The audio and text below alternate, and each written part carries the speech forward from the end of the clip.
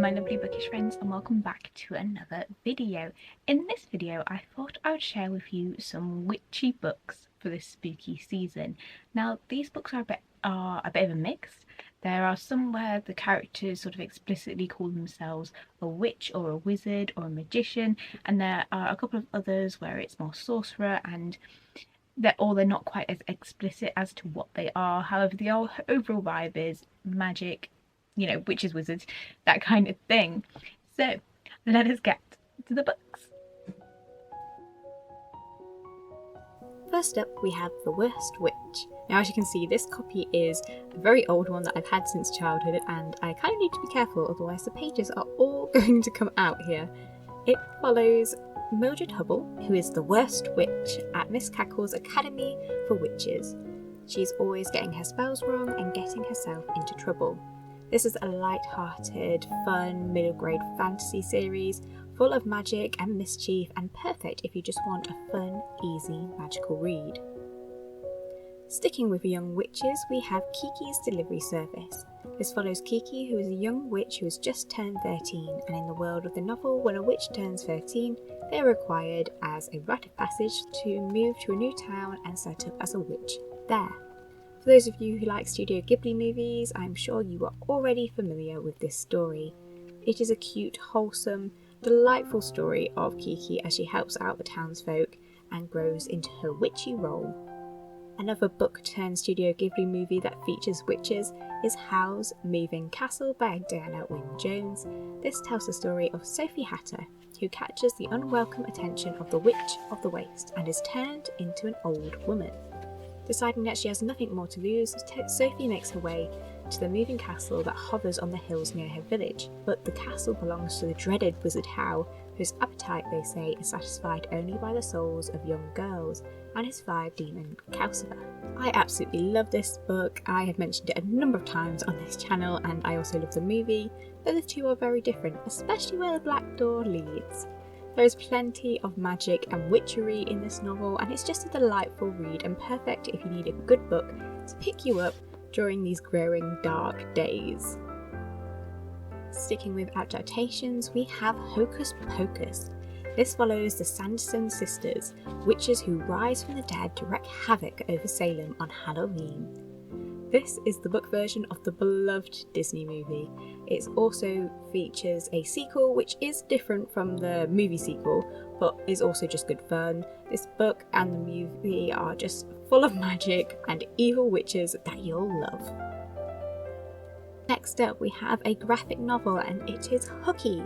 This follows twin witches Dorian and Danny, who miss their bus to a magical school and end up wrapped up in an ancient prophecy.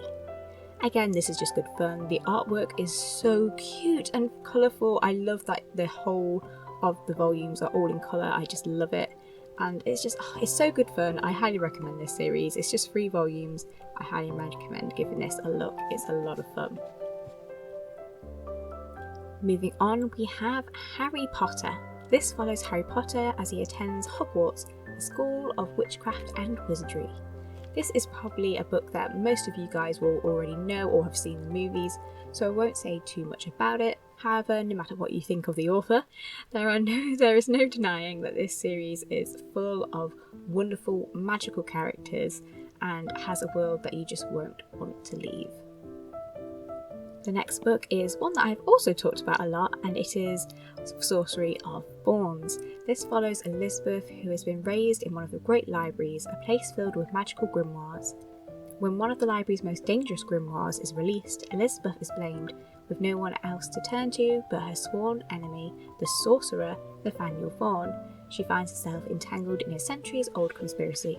I love this book, and honestly I cannot recommend it enough. It's magic, libraries, a demon cat butler, magic books, a Howlite male lead, and swords. All the things I love thrown into one. So if you are looking for a fun magical read, this is a book I recommend checking out.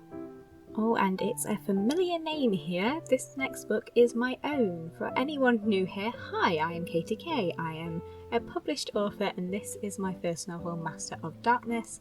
It follows Jason Dragonheart, who is thrown into a paranormal world full of vampires, werewolves, and witches. He joins Lightning D&D Squad, which is Demon Disposal Squad, and sets out hunting down dangerous demons. I feel a bit awkward talking about my own book, however this is the one season of the year that I do actually promote it. The best way I can sort of describe this book is that it's a paranormal YA fantasy that sort of doesn't take itself too seriously. Jason has panic attacks, like I used to when I was a teenager, and he's a very unwilling hero who doesn't really know what he's doing most of the time. Next up we have Stardust by Neil Gaiman. Now this follows the young Tristan Thorne, who has lost his heart to the beautiful Victoria Forrester, and to win her love he vows to bring her a star that he sees falling from the night skies, and this oath sends him over the town's mysterious ancient wall and into the mysterious land of Fairy. And in this land of Fairy there are all sorts of creatures, including a couple of witches too. This is a really fun and it's just a delightful story. It feels very much like a fairy tale. Neil Gaiman has a great writing style, and even though this is a short book, there's a lot to love in this book actually. The world building is great, the storyline is all just very enjoyable, and there's also a film version which is different but not too different from the book, and they're both just good whimsical fun. Next we have The Vine Witch. This follows a witch who has been awakened from a curse that kept her as a toad for years. She returns to her home only to find that it's been taken over by this man who doesn't believe in magic, and things go from there. I really like this book, and actually I still need to read the 2 sequels, I haven't read them yet. Anyway, this has a very unique magic style and magic system, which I won't spoil, but it's just really cool, and it's very different to any of the other books on this list. How they do witchcraft and everything, it's just very cool. I highly recommend giving this a look. Next up we have A Discovery of Witches. This follows Diane, who is a witch and also a professor at Oxford, as she gets mixed up with a vampire called Matthew and this mysterious book. Now this is a book that I went into it thinking I wasn't going to like and ended up really enjoying.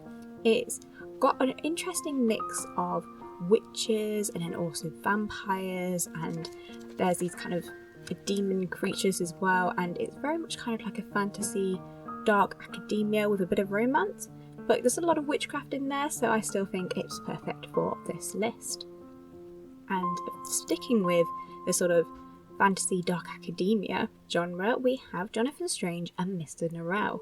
This book tells the story of 2 magicians who are trying to bring magic back to England, and that's kind of all I'm going to say about this, because there's quite a lot that goes on from that small synopsis. And this is a book that actually I really loved. It took me a long time to read it because it is a hefty book, but it's great. It's full of this really detailed workings on magic, and we're dealing with magicians this time, and the world building's great. You really do feel like you're in a classic Regency novel, and I just loved how the characters and their stories were all interweaved together. It's a very clever book, and when it all comes together at the end, it's like, now it all makes sense. Next up we have The Very Secret Society of Irregular Witches. This follows Mika, who's one of the few witches in Britain, and she lives by 3 rules. Hide your magic, keep your head down, and stay away from other witches. But when an unexpected message arrives, begging her to travel to a remote and mysterious nowhere house to teach 3 young witches, Mika jumps at the chance for a different life. But Nowhere House is nothing like she expects, and she gets tangled up with the lives and the secrets of its quirky, caring inhabitants. This book surprised me in the best way. It's a little bit spicy, which personally I'm not actually a fan of. I don't tend to read spicy novels, but this was just like it was okay. It was fine for me to read, and it's not really the main focus. Like the romance isn't the main focus at all. It's more about family and these witches coming together, and it's really cute and fun. And even though I kind of half guessed the plot twist, it didn't spoil my enjoyment because it's just a really fun, quite wholesome actually read. Lastly, we can't talk about witches and not mention fairy tales. If you're looking for witchy stories, then look no further than your old bedtime stories. Tales from the Grimm brothers and Hans Christian Andersen are full of witches, good, the bad, and the ugly. And when it comes to this time of year, there's nothing better than snuggling up with a cup of tea, a blanket, and a good old-fashioned fairy tale. And that was it for my witchy book recommendations. I hope you found a new book to add to your spooky season TBR. And if you have any other witchy book recommendations, then please stick them in the comments below, as I'm always on the lookout for some more witchy books. And that brings us to the end of this video. I hope you enjoyed it, and if you did, please consider liking and subscribing, as I have a lot more bookish content to come. So until next time, my lovely bookish friends, bye!